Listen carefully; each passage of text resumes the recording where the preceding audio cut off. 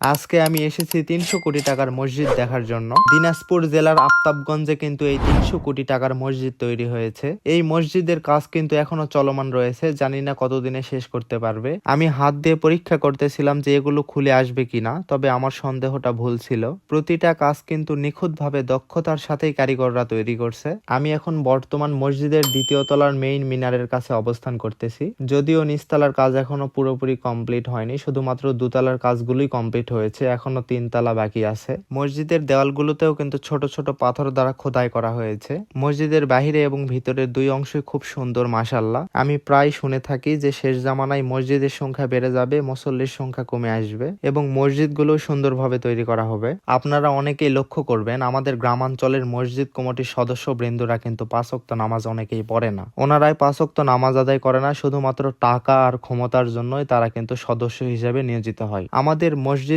সভাপতি এমন মানুষকে নির্বাচিত করতে হবে যে ইমামের অনুপস্থিতিতে ইমামতি করতে পারবে, কিন্তু আমরা এমন মানুষকে নির্বাচিত করি যে কিনা কোরআন শরীফ পড়তে পারে না। কথাটা তেতো হলেও সত্য। তো যাই হোক, এই মসজিদের মাঝখানে একটা বড় লাইট দিয়েছে তারা, খুব সুন্দর লাগছিল দেখতে। আলো জ্বালালে মনে হয় আরো সুন্দর লাগবে। আমাদের রাজশাহী বিভাগের মধ্যে এত টাকা দামের মসজিদ কিন্তু কোথাও তৈরি হয়নি। থাকলে অবশ্যই জানাবেন, কারণ আমার এই বিষয়ে জানা নেই দেখেই বললাম। এটা হচ্ছে এই মসজিদের সিঁড়ি। প্রতিটা কাজ দক্ষতার সাথেই করছে। যারা চারুকলা বিভাগের স্টুডেন্ট আছে তারা দেখে নিশ্চয়ই বলতে পারবে।